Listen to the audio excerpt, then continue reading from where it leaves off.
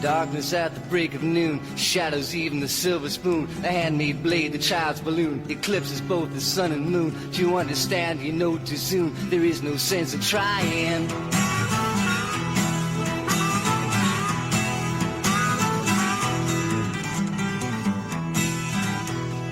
Pointed threats they bluff with scorn, suicide remarks are torn from the fool's gold mouthpiece, a hollow horn plays wasted words, prove to warn that he not busy being born is busy dying.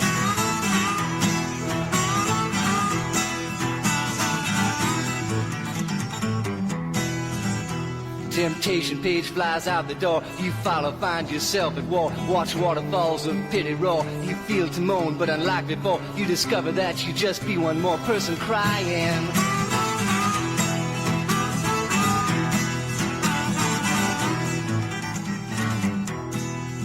So don't fear when you hear a foreign sound to your ear. It's alright, Ma, I'm only sighing.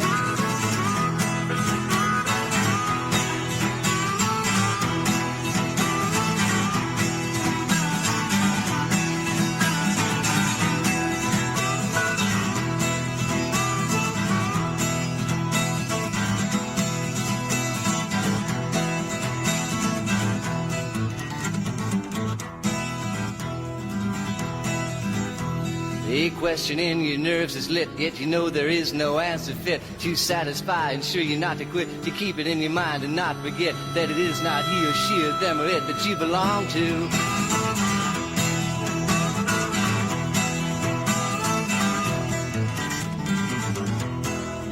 Although the masters make the rules, oh, the wise men and the fools, I've got nothing more to live up to.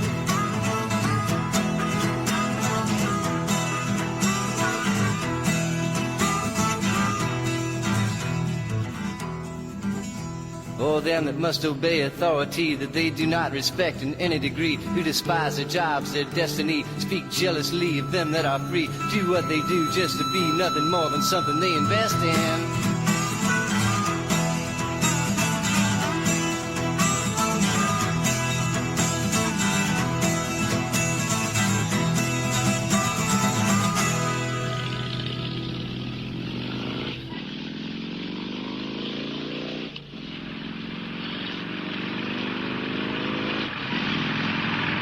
Okay, I don't know what the end of that song's about those motorcycles on there, but anyway, here we go.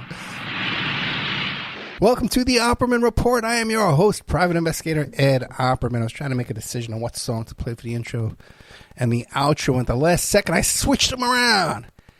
How do you like that? Keep you on your toes. Welcome to the show. I am your host. If you want to get a hold of me, you can go to oppermaninvestigations@gmail.com if you need a private investigator.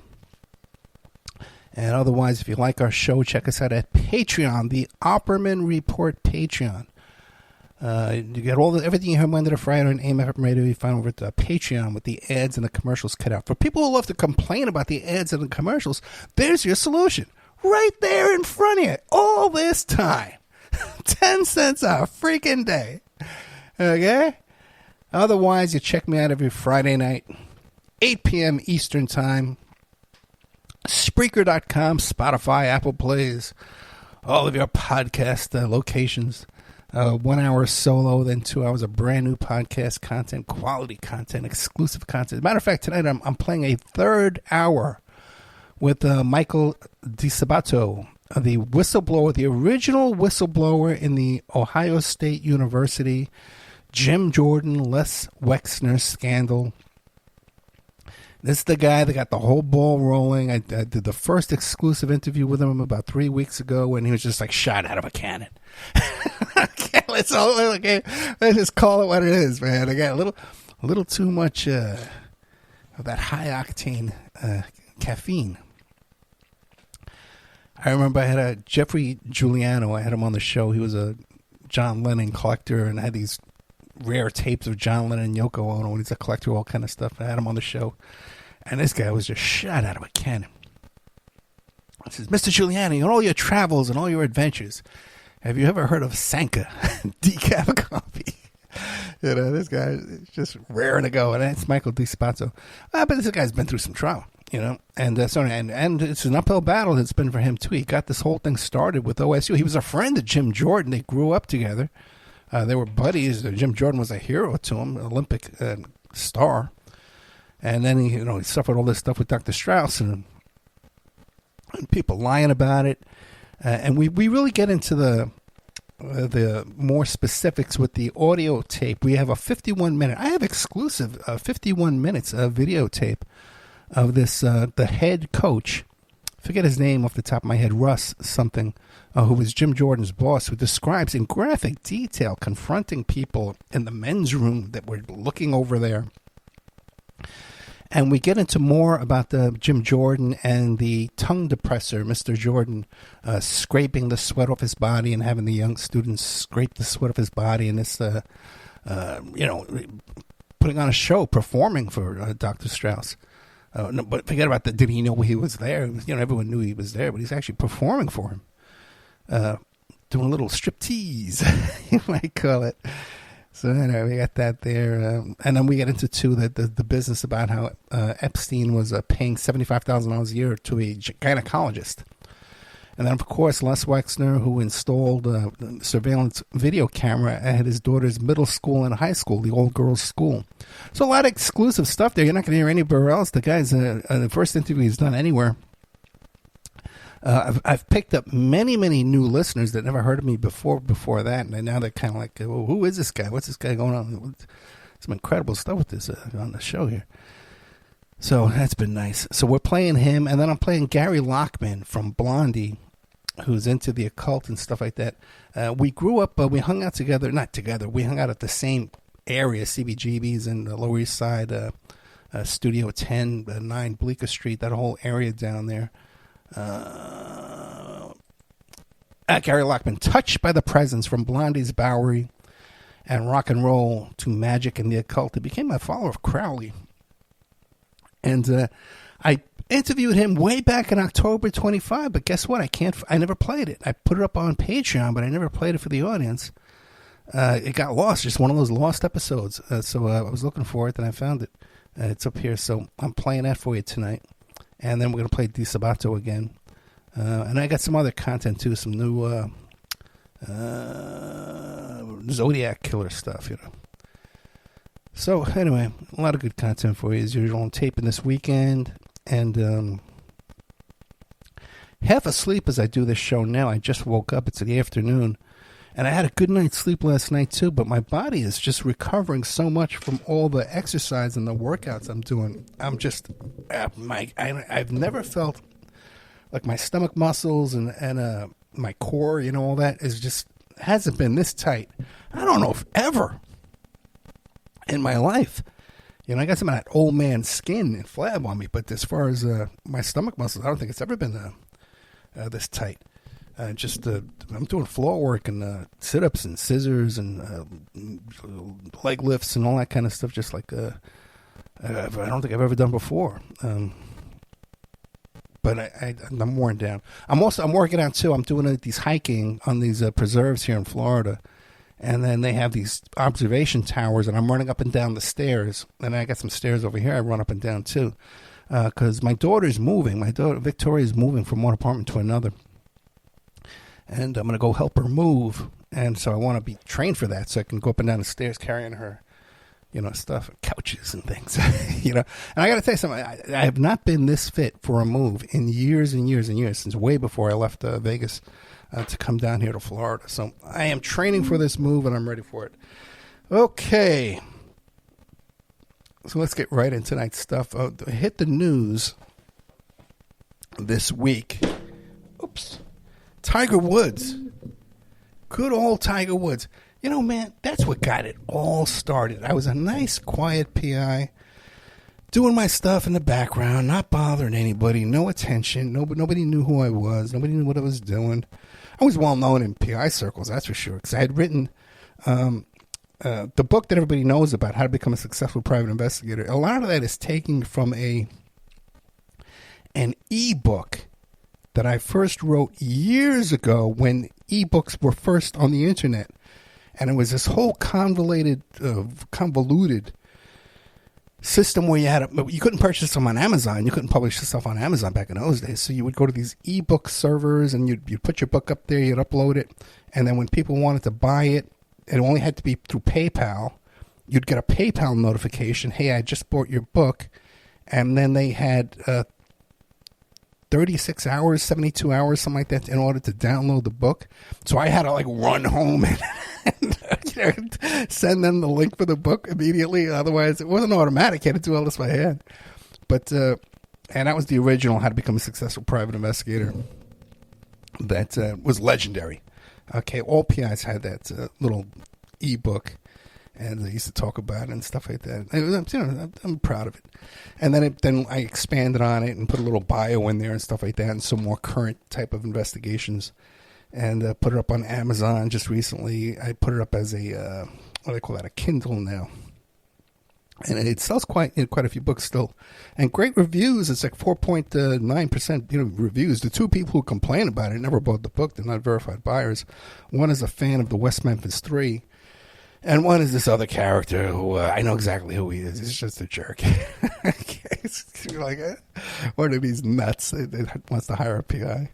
God, zooks. Okay, so it's Tiger Woods, though, is the one that's the big story. It was my first involvement in a 24-hour news story. And when I saw all this talk about Tiger Woods and he was sexting, they were putting his sex tapes, texts, and they were publishing them in a magazine.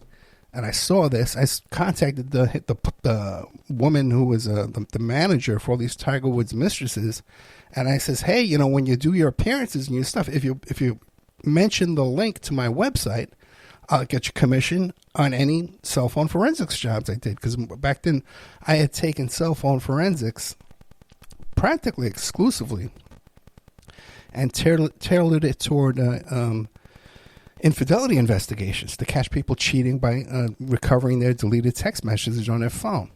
And then I expanded that. My first thing with all that was tracing emails. I could locate and identify people from an anonymous email address, and I was at the forefront of that.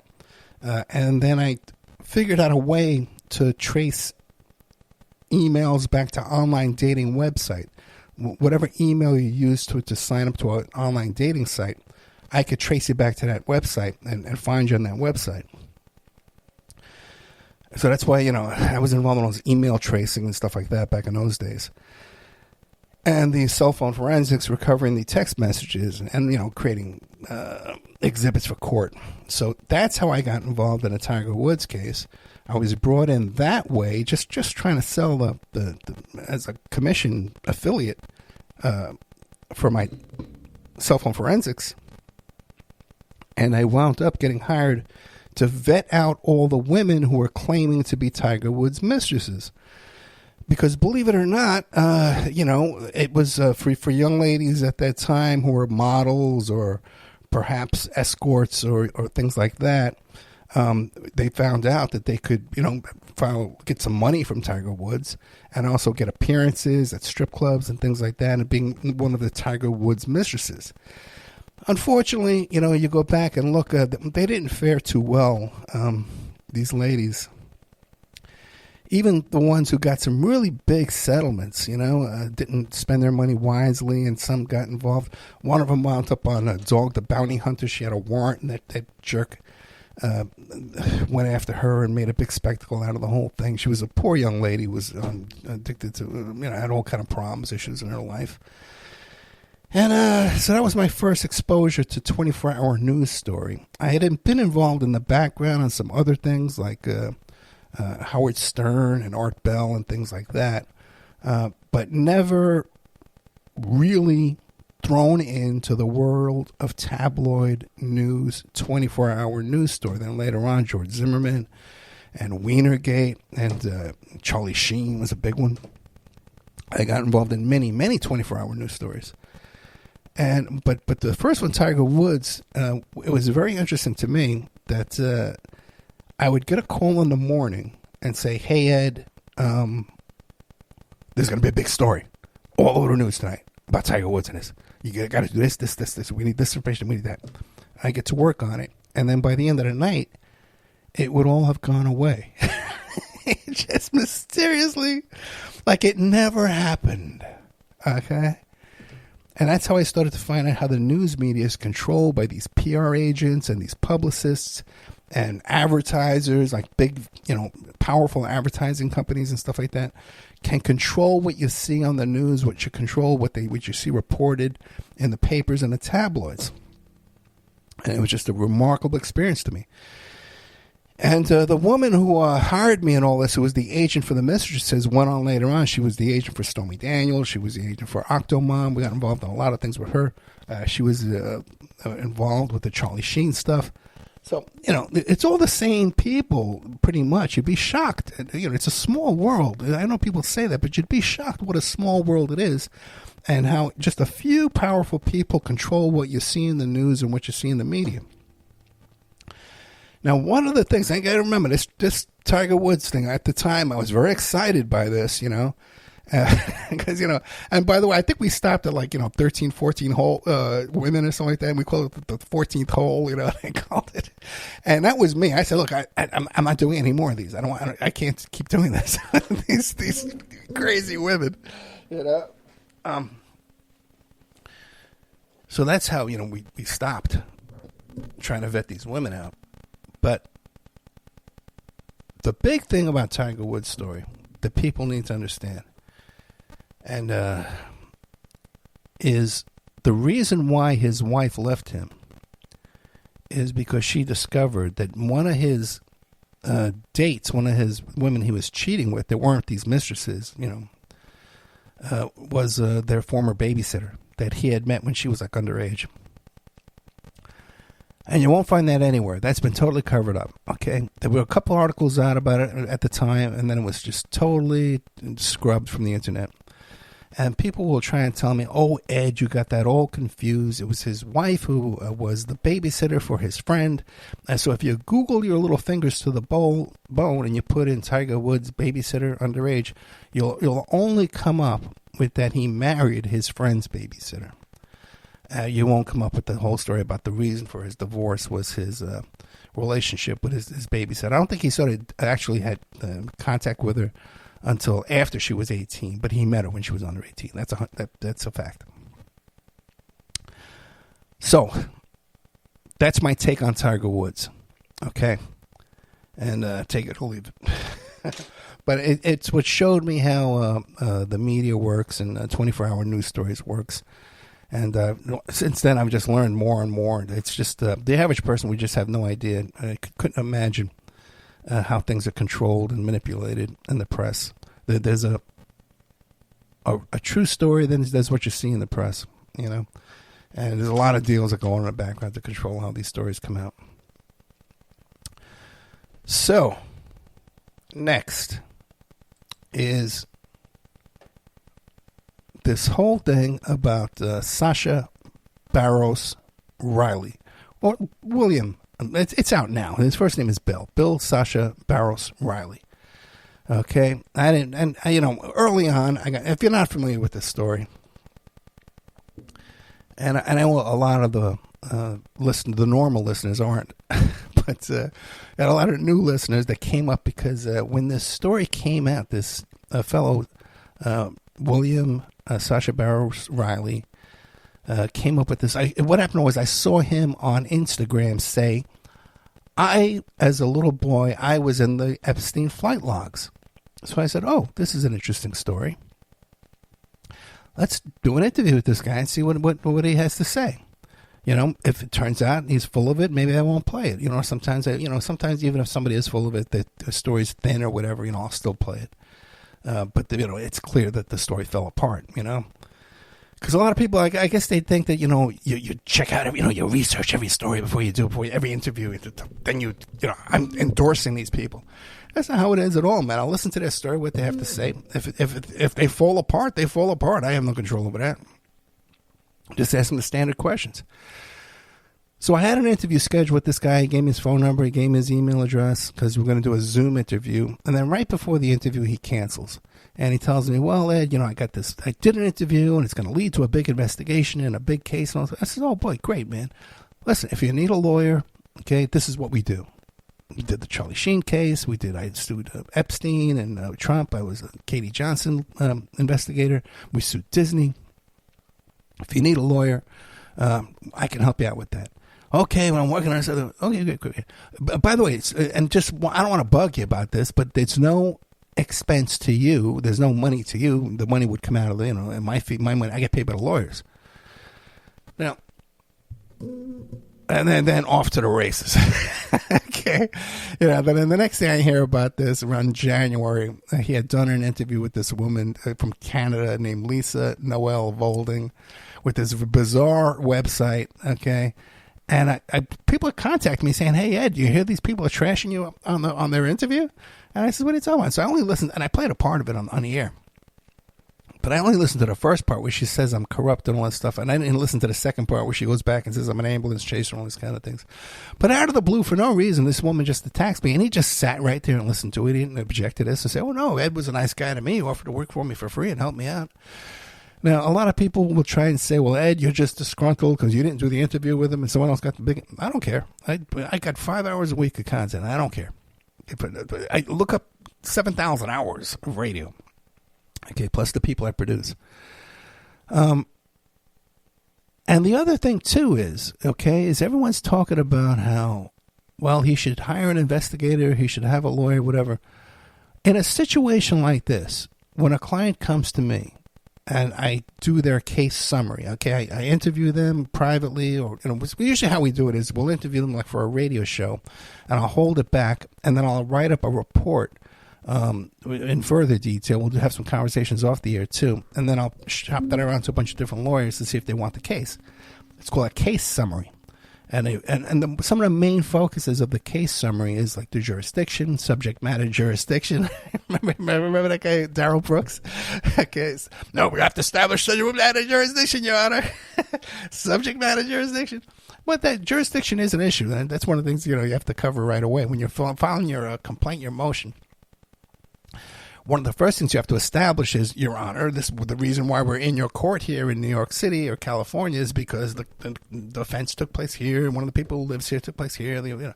That's why your jurisdiction covers this. That's one of the issues. So you right away you have to establish that in a case summary. With this, the jurisdiction, and these are the statute of limitations in the different cities. And in this case, you got all different kind of cities and states involved. So, and the more the better, by the way, too, because one of them you'll hit. One of them, the statute of limitations will be fine. So this is all good for you. But the thing is, once I do that case summary for a client, I don't own that. You have a copy of it. It's not a top secret thing that I control. You can take that to any lawyer, to any press, anybody in the news, the media. You can take it to the oversight committee. You can take it anywhere you want and show them. This is our details of my case.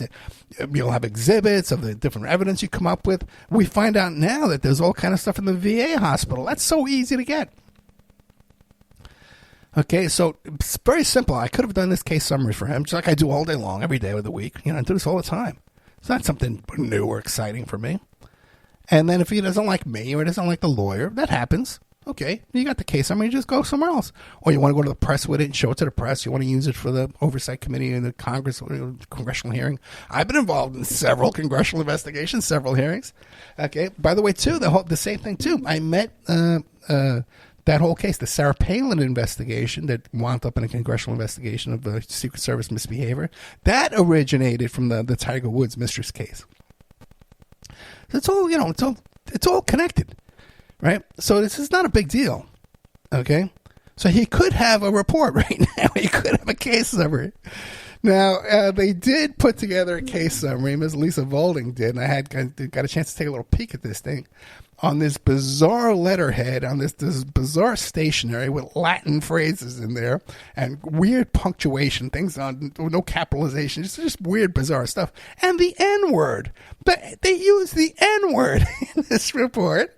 But it's more like a letter or a flowery poem or something with Latin phrases in there. It's just ridiculous.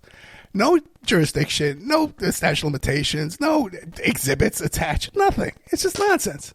So you wonder why, when people ask, why the oversight dismissed this and why, the reporters are dismissing all this, it's because of the crap that they were handed. All right? That's step one. But I'm telling you, okay, that we need to believe. We need to believe, okay? That's the title of tonight's show. Why we need to believe William Sascha Barrows Riley. Now, we need to believe, okay, when someone says something, we should believe them, okay? Now, just in general, when anybody comes to me with potential litigation or something like that, I have no reason not to believe them, to start questioning them and stuff like that. They're telling me their information. And guess what? Many times they get things wrong. They make a mistake, an honest mistake. They're confused about something. They get a name wrong, a date wrong, a location wrong. It's not the end of the world. And, oh, you're a liar. Off with your head. It's not nothing like, okay, you got something wrong. It could look bad for us, in court, if it got to court. But usually not. People are forgiven for having memory lapses, mistakes. This happens. When you take a deposition, okay, when you're deposed, okay, the deposition, we're going to get into deposition 2, is an examination before trial. There has to be a trial, first of all. But when you take a deposition, after you're deposed, you've given your testimony there. You've been examined by the opposing counsel before a judge and before a court reporter under oath. You have an opportunity later on to change. You can review your sworn statement, your deposition. You can make changes. Did I make a mistake? Did I say something incorrectly? Sometimes, did I lie? Okay, people lie in depositions. People lie on the witness stand. It happens every day, guys. It's not the end of the world. Doesn't mean that they made up their whole thing. They're a fraud. It's a grift. And people, they get panicked. They want to justify themselves. They're embarrassed about something. They tell a lie. And it happens in depositions all the time. One of my roles as a private investigator is after the deposition, we'll sit there with the client, with the attorney, many times with another investigator. If it's a big case, a lot of money, maybe one or two other investigators. And we'll listen to their testimony, and then the lawyer will stop, pause. Okay, he said he stayed in this, this happened, this bank record, or this, he stayed at this location, he traveled to this place. Can they prove that? Can they find out? Can they get a record of that? Yeah, they can find out. Oh, no, they can't find out. Okay, we'll leave it in. If they can't prove it's a lie, we'll just leave it in. Or there was one time, okay, where one of the other investigators says, oh, yeah, we could find out. And I said, well, how would you find out? Okay, I don't know how to do that. He goes, well, we would call up every location until, we would do a pretext phone call. In the old days, you just go get their garbage. You go through their garbage. But now that's all, it doesn't, people use a lot of online bill pay. But you used to have a wealth of information, people's garbage. That was my first go-to thing that I would do. And I had, anyway. Can we prove this? And this guy gives me this whole convoluted thing, how he's going to call every, let's say, airline and find out if the guy was on the airline. And I says, well, okay, man, okay, all right, you could do that. But first of all, would you take that job if somebody contacted you and they hired you, they wanted to hire you to do that? Say, no, I would not. Okay, then secondly, what would the bill for something like that be? We're talking like $10,000. So even though it may be a lie, it may be incorrect, it costs too much to prove it. No one's going to go through all that trouble. No one's even going to notice it. So you leave it in there. You don't make a big issue out of it, okay? So this is all, I forget why we got into that, but just all people making mistakes or telling lies during their deposition, stuff like that. Now, oh God, I'm half asleep is the problem. Okay. Now back to Barrows and why we should believe Barrows. Okay. He starts out, right? He just did a 5-hour interview on TikTok, right? And he says he gave 2 depositions. He gave a deposition to Lisa Volding, and he gave a deposition to the police. Those are not depositions. One is an interview.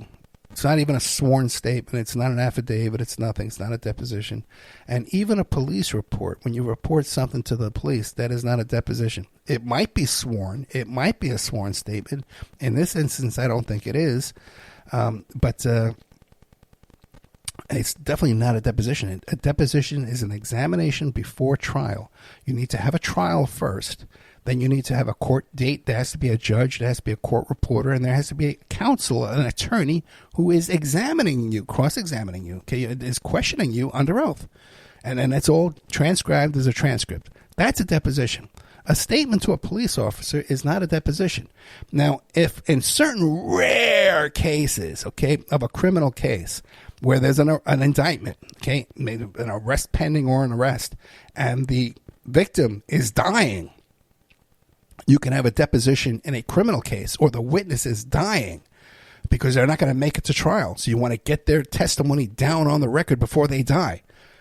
Those rare circumstances in a criminal case, like this is, if he's talking to the cops, he's talking about a criminal deposition, it would be so freaking rare that every cop would remember it. Okay? So we know for a fact that there's no deposition, okay, whatsoever. Okay, Ed, so what? But he meant something else. But no, we need to believe him. When he says he gave a deposition and he believes he gave a deposition, we need to believe him. And then we need to take that fact and evaluate it. And we need to, our evaluation should be that here's a guy who doesn't have a clue what he's talking about when it comes to a deposition. He doesn't understand the definition of a deposition. He doesn't know whether he gave a deposition or not. He thinks he did. He honestly thinks he did. I'm not saying he's a liar. He honestly thinks he did. Okay? You get where I'm going? Okay? So when he says that, we should believe him. This is what he thinks. And we should take that and evaluate his credibility from that. The guy believes things that don't exist. That's one. Okay. He sits there in this 5-hour, call it testimony. I got no problem calling an interview testimony because they even call church. You give your testimony in church. You testify. You give a testimonial dinners. You know, the testimony. I'm not concerned that testimony is exclusive to a sworn statement. So he gives an interview on TikTok to 4 drooling fanboys and girls. Okay. Which was horrific to me. I couldn't believe it. Okay, but whatever. Okay. And he declares to everyone that, well, his experience with Lisa Volding is that he never, I didn't watch the whole thing. I only watched the first hour. I was so disgusted I was finished with it.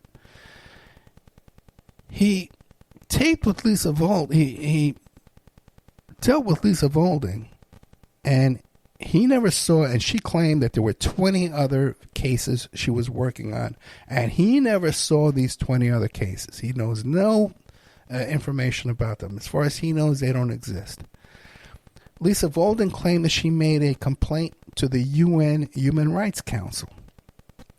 He says, I don't know anything about that. I don't have a case number. I don't have a copy of it. He doesn't know anything about it. Now, he must have seen this, because I've seen it. Okay, this 1-page or 2-page summary, I don't know what you'd call this thing that she prepared on this weird letterhead with this Latin and the N-word in it. He must have seen that. He must be aware of all the fake bot troll accounts that Lisa Volding has created and controlled. So when he sits there and says, I sat there and watch Lisa Volding lie to you about a UN complaint, lie to you about 20 other victims, watched her create fake accounts and troll the internet with lies, watched her slander Ed Opperman for no reason, and I just sat there quietly and watched all this and did not object, did not speak out about this. We need to believe that. We need to believe he was perfectly okay for many, many, many months watching this sham, this circus continue and go on. We need to believe him.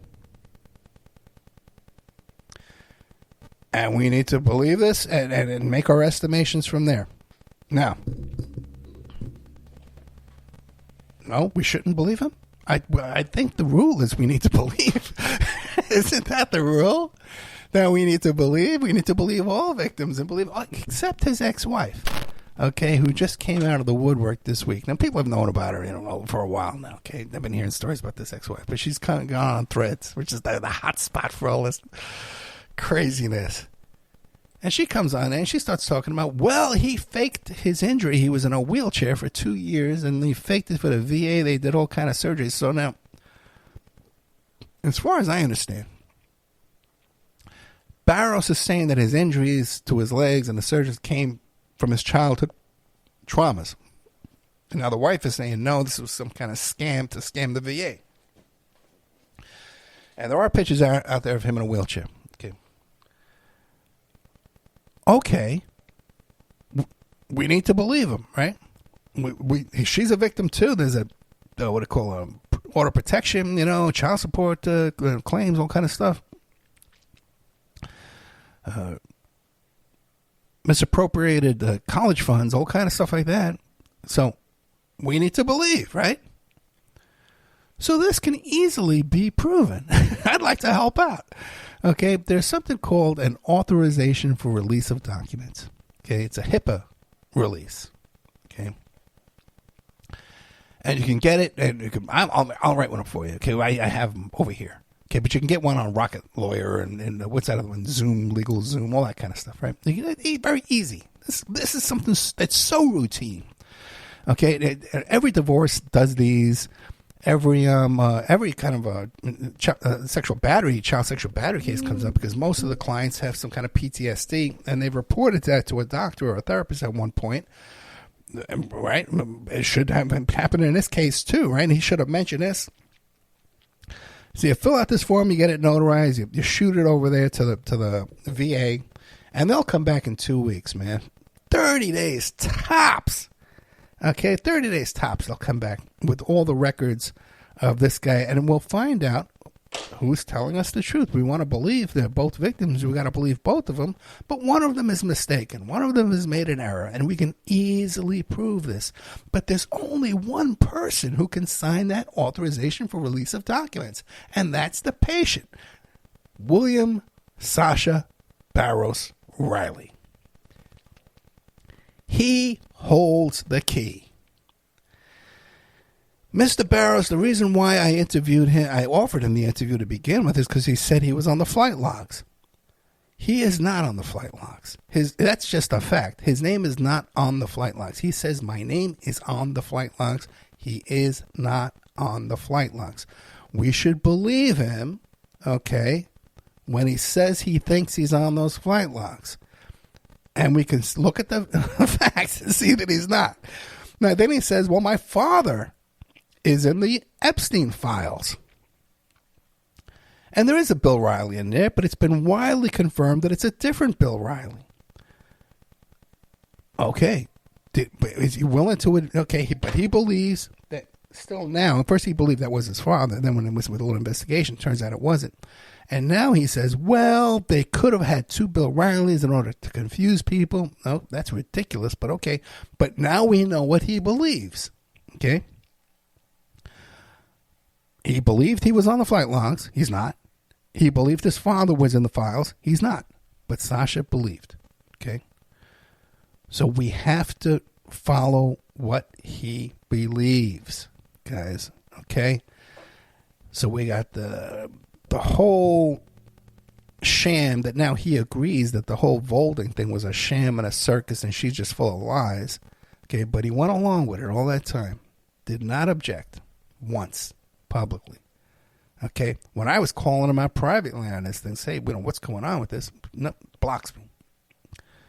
Okay, so when I say to you that we must believe him, we must believe what he says and then evaluate those beliefs, and that's how we evaluate his credibility and his sanity. A couple of the things I heard, I didn't listen to this whole thing, okay, and I'm working on a lot of things. Oh, by the way, too, okay, well, before we get into that, the magical thinking. Before we get into the magical thinking, okay, I was working on a case of some people, very old friends of mine. They were old clients back in Staten Island years and years and years ago, and they had this whole situation go on. They came back into contact with me in my life. Ed, with this dear relative of ours, is a victim of domestic violence. Can you help us out here? The boyfriend just beat her up, and we're trying to get this guy arrested. Okay, fine. And I can handle that kind of stuff. Okay. One way or another, I'll take care of that. Okay, all right. Okay, so they bring me back onto this case here, and right away the first thing you do is you find, does this guy, is he on probation? Is he on parole? Because then all your problems are taken care of for you. Okay, because you got the guys on. You just contact the parole department, right? P&P, and right away we find out that he is.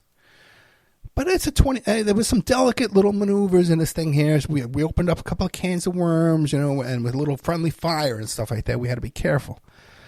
So I was working on this damn thing for 24 hours a day for a whole week. And while I'm working on this, real life, real victims, the people we're supposed to believe and all this stuff, right? Real people. I got this crap troll going on with this Volding and her trolls and her team trolling me. And not even denying that they were trolling me. We got him to crash out. Ooh, at least we got him to crash out.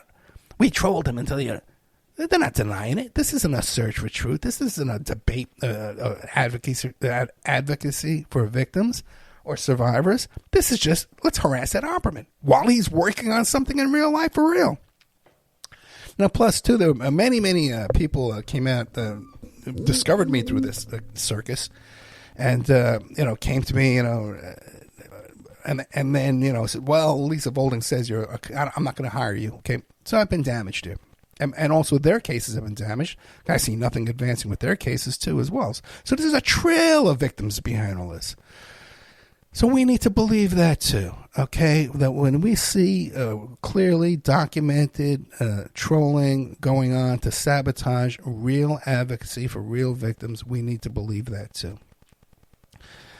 Now, the magical thinking, okay? We listened to this interview with Barros and Volding, and he starts talking about how, well, maybe he could have this private investigator. He's referring to me, and I have a sidearm, and I would come to him and assist him, So his thinking is that I would somehow, leave my office and go travel like Jim Rockford or something, and go, you know what I mean? Like what? I don't even know what they're thinking. That somehow I'm going to be his bodyguard. And then Volding is talking about how they need to recover these medical records. And what they're going to do is they're going to go and travel to where the abandoned hospital was. And that maybe they'll get lucky. They're going to break in. And they're going to find an old dusty box of records in the corner. And that's going to have all of Sascha Barros Riley's evidence in there, in this box. Okay. This is, okay. Now, when I first heard this, and I talked about it in my first report on this, I called My Experience with Sascha Barros Riley. And I just thought of it as naivete. But it's really not. It's magical thinking. Magical thinking where you're just off in a fantasy land, a detachment from reality. Okay, a hospital closed down, and that doesn't mean the building's abandoned. And they're certainly not going to have old boxes of records in the corner, and your odds of being able to break in and find it's just astronaut. It's just the most ridiculous thing in the world. It's magical thinking. Let me see how we're doing on time, because I'm exhausted.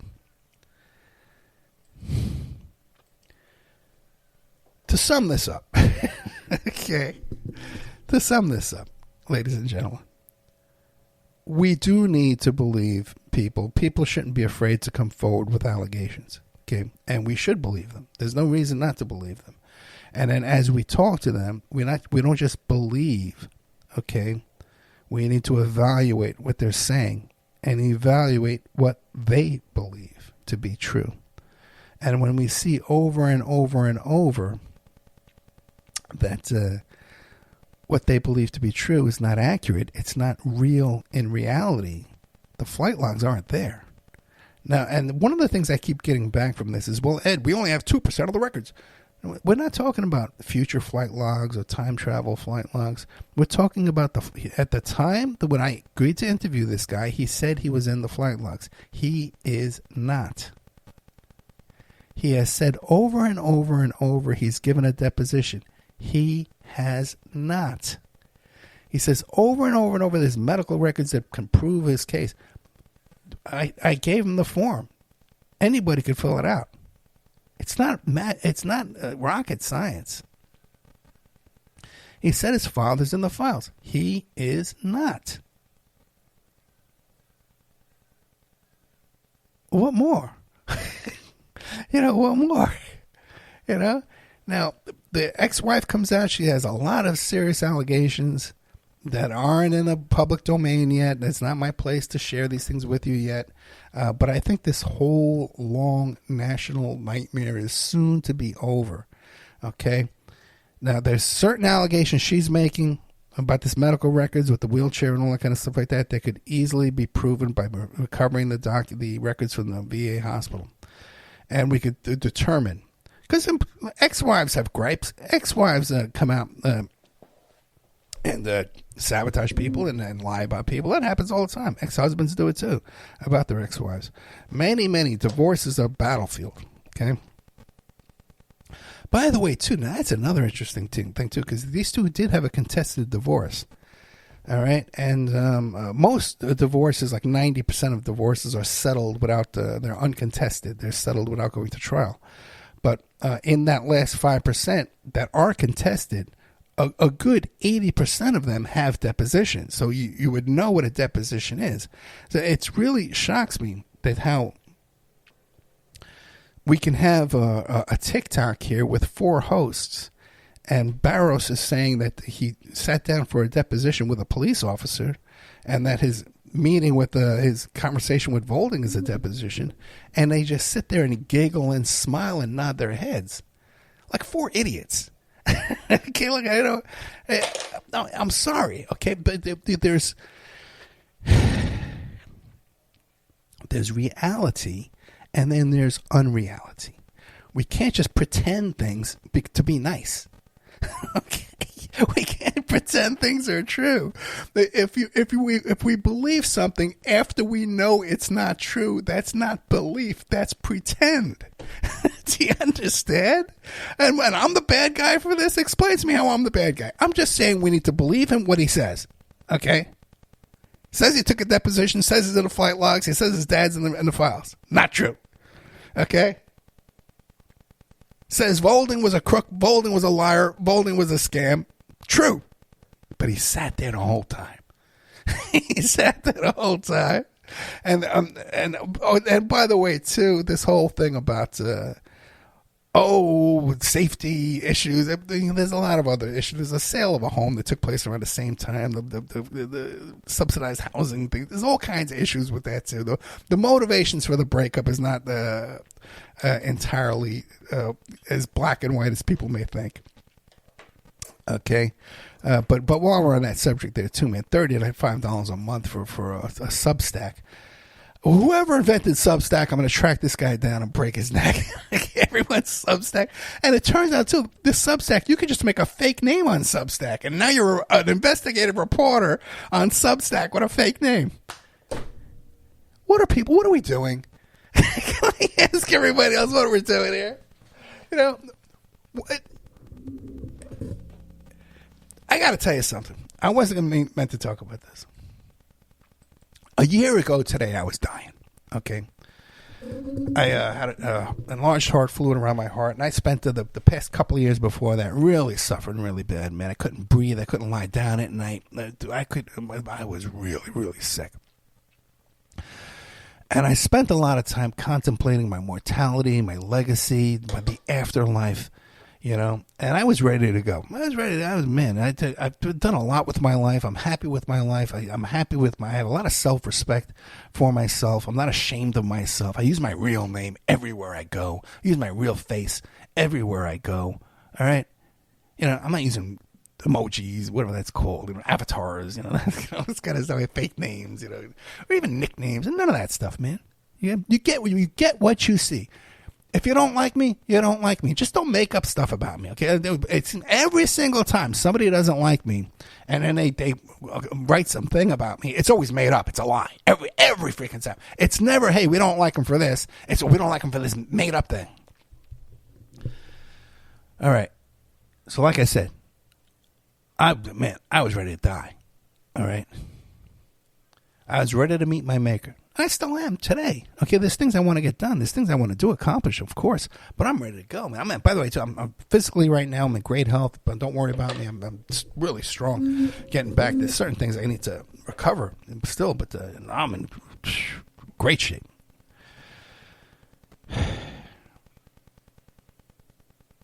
But we need to take accountability for our life, our words, and our actions.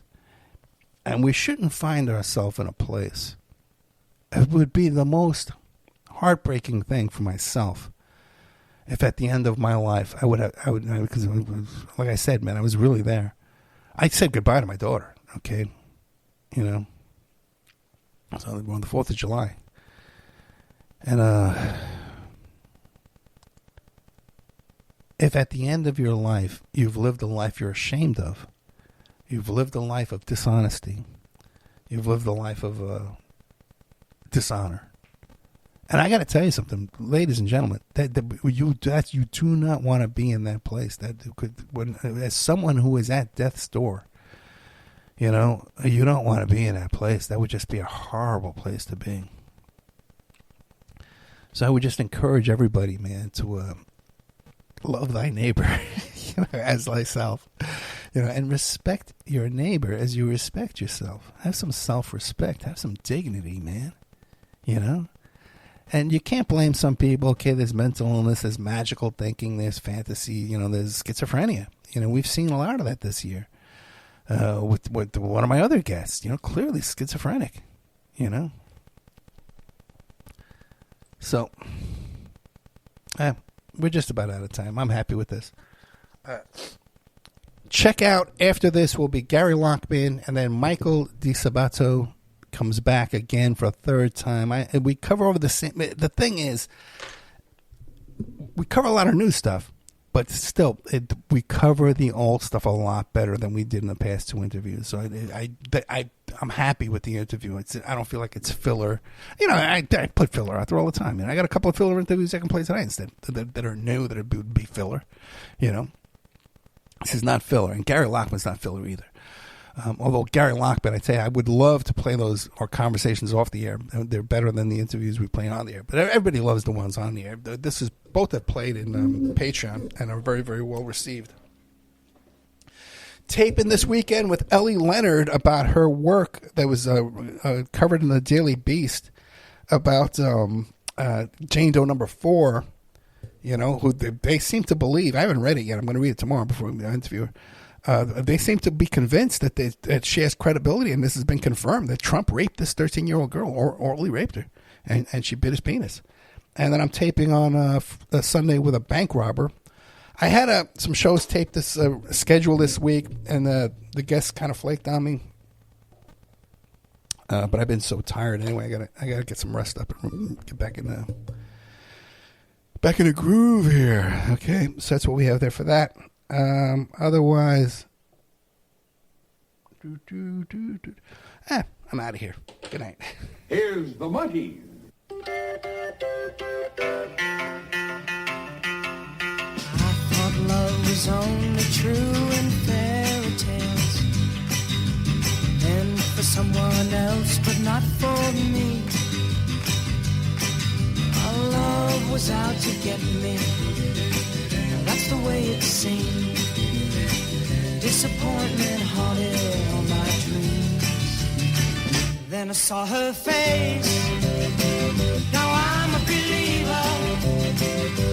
Not a trace of doubt in my mind. I'm in love. I'm a believer. I couldn't leave her if I tried.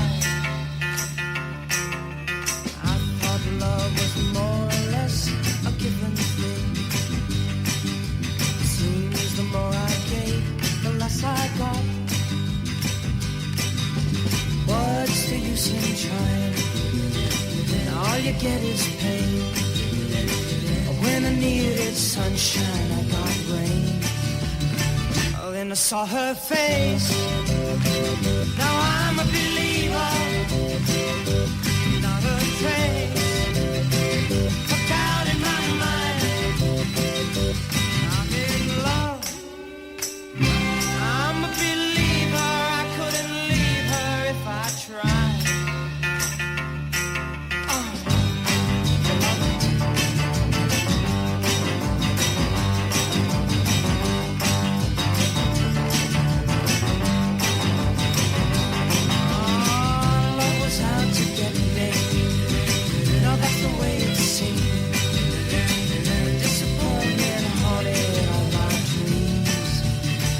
Then I saw her face. Now I'm a believer, not a trace of doubt in my mind. I'm in love. I'm a believer. I couldn't leave her if I tried. Yes, I saw her face. Now I'm a believer, not a trace.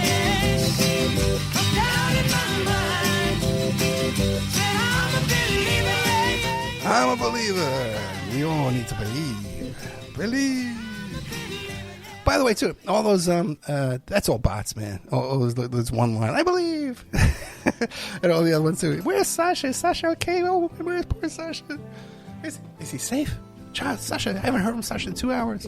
All those are fake, man. All right, guys. Good night. Check out next Gary Lockman and then Michael DiSabato.